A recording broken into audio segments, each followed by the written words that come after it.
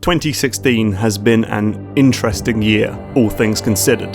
But nothing has caught me by surprise quite like the comeback of the immersive sim.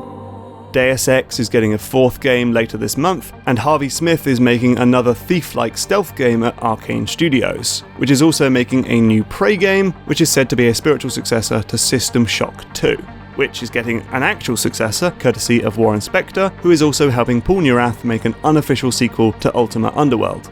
And the first System Shock is getting a remake too. But if you haven't heard of those games, or you haven't heard of those names, or you're wondering what the hell an immersive sim is and want to know why we should care that it's getting a huge revival, then this is Game Maker's Toolkit. I'm Mark Brown, and in this episode, we're looking at the rise, fall, and return of a truly fascinating game design philosophy. You can't talk about immersive sims without first talking about 1992's Ultima Underworld: The Stygian Abyss, aka the most influential game you've never played. Its 3D engine prompted John Carmack to write a better one and make Wolfenstein 3D, and putting an RPG into that 3D world inspired Bethesda to do the same with the first Elder Scrolls game. But Underworld's standout feature was using clever systems, artificial intelligence, and even rudimentary physics to try and simulate a believable space that wasn't completely predetermined by the developer. The overarching design goal was to give players unique stories and then let them come up with personal solutions to quests, much like in a Dungeons & Dragons campaign, only replace the human dungeon master with a complex nest of intertwining systems. The game's developer, Looking Glass Studios, would explore this idea of simulated spaces and player agency in all of its major games. System Shock took Ultima into outer space and killed off all the humans to avoid those immersion-breaking conversations. Thief used advanced artificial intelligence and open-plan design to forge one of the first proper stealth games. And at Ironstorm Austin, ex-Looking Glass staffers mixed System Shock shooting with Thief sneaking for the incredible Deus Ex, or Deus Ex as you called it in the year 2000. Don't lie, you totally did. So what is an immersive sim? What ties all these games together and makes them different from the other first-person games being made around the same time? Well, here are my personal tenets of what makes these games special. Immersive sims, for one, offer high levels of agency, which means you can achieve goals in multiple ways and pick your own routes, tactics, and gameplay style. The designers tell you what to do, like break into Lord Bafford's manor and swipe his scepter in Thief, but doesn't tell you how to do it. The designers provide a large open space, perhaps a handful of predetermined routes that support different playstyles, and often some suggestions for how you can finish your mission, but the rest is up to you. To avoid overwhelming the player with choices, your options are sometimes limited by decisions you made earlier. In System Shock 2, you can only carry so many items, and you can only use the powers you've installed and the skills you've developed. So sometimes it's about finding the path that matches the playstyle you're developing, rather than randomly picking new ones for every moment. Immersive sims are also highly systemic. Most games are heavily scripted. Crazy stuff happens when you stand on invisible triggers, characters play one-off animations at specific bits, and obstacles in the game world just do exactly what they need to do in that moment and nothing more. Immersive sims, however, are built from systems, so elements have globally defined characteristics, which means every alarm post works the same way, every torch can be extinguished, and while different doors might have different properties, they're all based off the same generic door mold. There are also endless rules that the world follows. Enemies can find you based on sight and sound and will then run off and trigger an alarm. Footsteps sound louder on tiled floors, turrets shoot who you tell them to shoot, and objects fall when pushed. Remember, physics were still pretty novel back then. For a neat example of scripting versus systems, note how in Thief: The Dark Project, you can attach rope arrows to any wooden surface. Whereas in Thief 2014, which dropped a lot of the immersive sim stuff, you can only plunge your grapple into beams marked with white rope. The less pre-scripted stuff means that immersive sims can be emergent. When two systems talk to each other, interesting new behaviours can emerge. These interlinking systems give the player opportunities to come up with smart, intentional strategies that exploit the game's rules. Put a gas grenade on an alarm and then let yourself be spotted to create a nasty trap. Coax this self-detonating enemy near a fragile door and then kill it to open a passageway. Emergent gameplay can also lead to a mad chain reaction that you could not possibly predict, and puzzle solutions that the developer simply didn't foresee. like using landmines which the player can safely stand on as an endless ladder to clamber up walls. Immersive sims are also consistent. They try to avoid special cases and one-offs, and there are rarely any failure states for anything other than getting killed. You won't find these games telling you to return to the mission area or making you restart the level because an ally was killed in duty. The simulation just continues. There are limits though. You can shoot any character you like in Deus Ex, but you can't just kill plot-relevant characters until you're actually allowed to. And at that point, you'll find that immersive sims are reactive.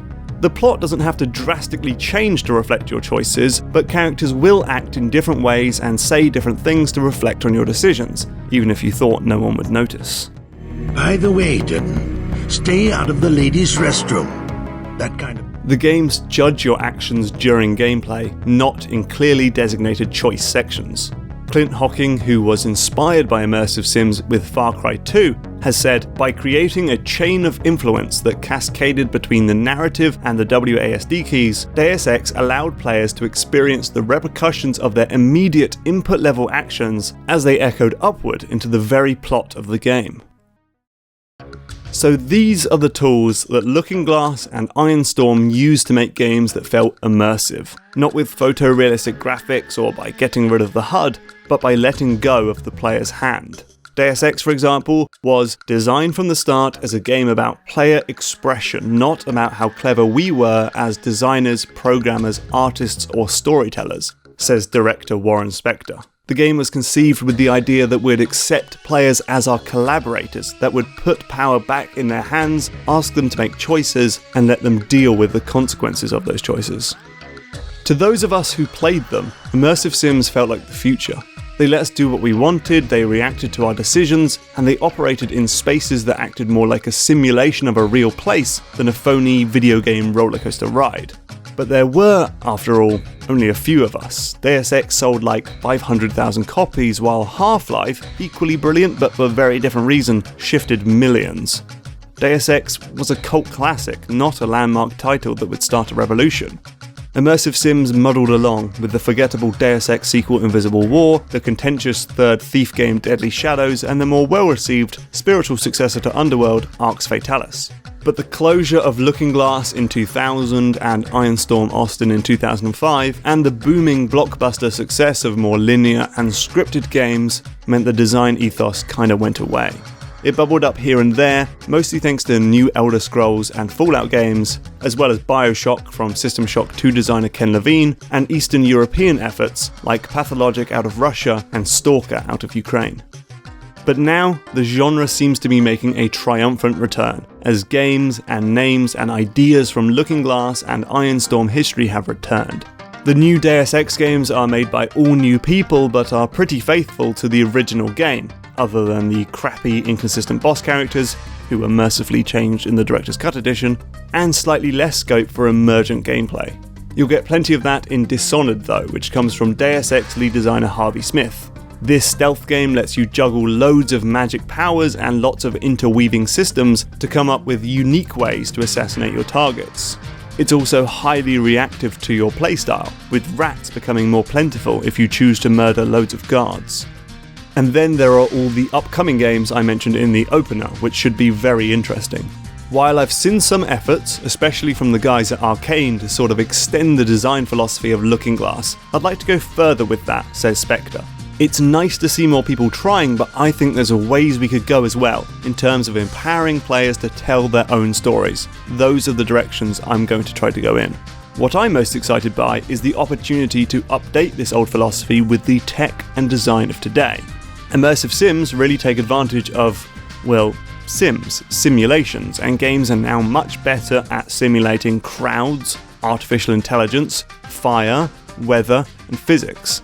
This genre can also learn from other types of games and borrow stuff like stories that dramatically react to your actions, like in Shadow of Mordor. And yes, they can also benefit from the photorealistic stuff to make these worlds even more believable. And going forward, there's VR. Perhaps immersive sims are the perfect match for virtual reality. Indeed, even in the earliest days of Looking Glass, the studio thought about future technology. Major contributor Marc LeBlanc said, "Everyone was hearing about how virtual reality was coming, and most people thought that virtual reality was a hardware thing. We were kind of coming at it from the software thing. If there's going to be a virtual reality that you're interacting with, then it's going to have rules and a simulation and stuff like that. But ultimately, this is a design ethos that just needs to be explored further. Immersive sims with their system-driven worlds and consistent behaviour are never going to be as flashy or as profitable as crazy scripted rollercoaster rides. But sims like Fallout and Deus Ex, and games with similar design goals like Metal Gear Solid 5 and Hitman, do something truly unique.